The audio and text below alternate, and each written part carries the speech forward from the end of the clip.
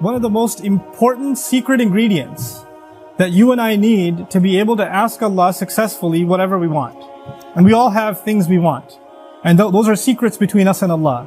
But if you're really going to be able to ask in a way that you're truly hopeful that Allah Azza wa Jal will respond to what you're asking for, there are some things that have to be in place.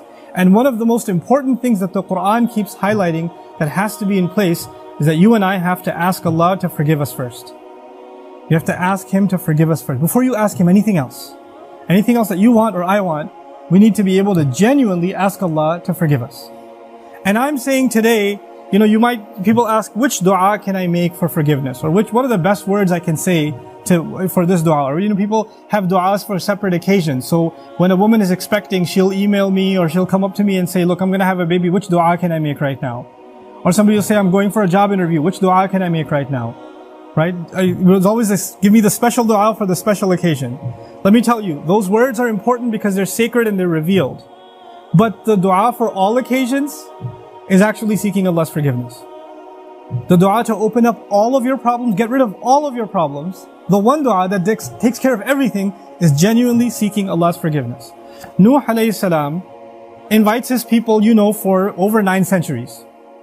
He's doing constant da'wah to them. And at the end of that career, he looks back and he summarizes the message that he was trying to give them. Of course, he didn't have one speech with them. He didn't talk to them once or twice. Laylan wa nahara, da'awtu qawmi laylan wa nahara. Night and day. He didn't even take nights off. He's constantly inviting them. And in a surah dedicated to his name, Surah Nuh, the surah of Nuh alayhi salam, he himself summarizes the entire message he was giving his people this whole time. What is it that I want from you? Inni kullama da'awtuhum litaghfira lahum. Every time I was inviting them, I was only inviting them, calling them to this faith, so you could forgive them, Ya Rabb.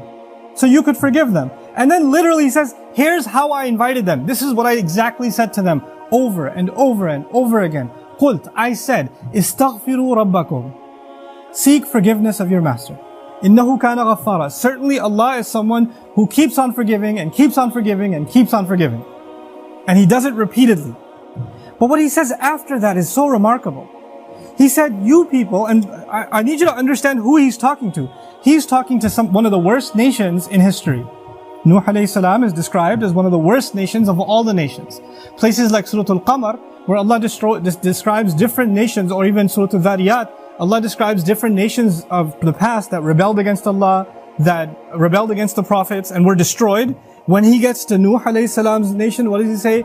وَقَوْمَ نُوحٍ مِّن قَبْلِ إِنَّهُمْ كَانُوا هُمْ أَظْلَمَ وَأَطْغَى. The nation of Nuh from much before, they certainly were more wrongdoing and more rebellious than everyone else.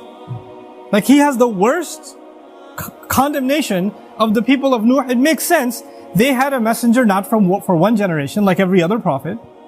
They had a prophet 3 generations, 4 generations every century. Every 2 decades there's a new generation of kids that have grown up. And he's seen that century after century after century after century. He's seen 40, 50 generations of people. And they've all rejected Him. And He's making the same invitation to all of them. So the reason I brought this up is for a purpose. He's talking to very, very bad people. He's talking to the worst of the worst. What offer does He make to them? He says, istaghfiru rabbakum. Seek forgiveness of your master. Innahu kana ghaffara.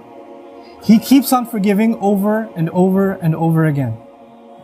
You guys have been messing up over and over again. Allah keeps forgiving over and over again. But His offer doesn't stop there. He says, يُرْسِلِ السَّمَاءَ عَلَيْكُمْ مِدْرَارًا. Yursili. It's actually Jawab al-Amr here. What that means is, if you seek His forgiveness, then Allah will open up the sky for you and it'll start pouring on you. Now that could be a reference to rain.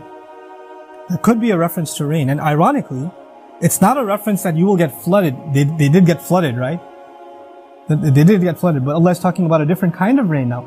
If you seek forgiveness, that same rain that destroyed them will be the rain that brings them life. They didn't pray for rain. They didn't ask for rain. And Allah just asked them to make dua to be forgiven.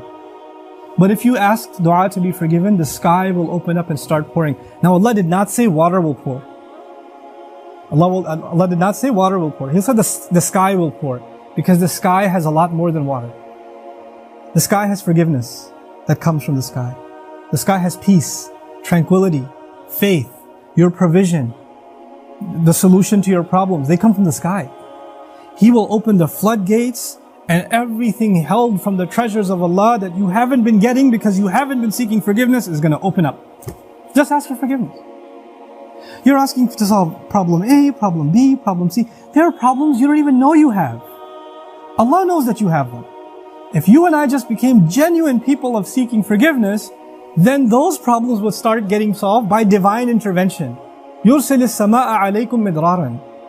And that's not even enough. You're asking forgiveness for who?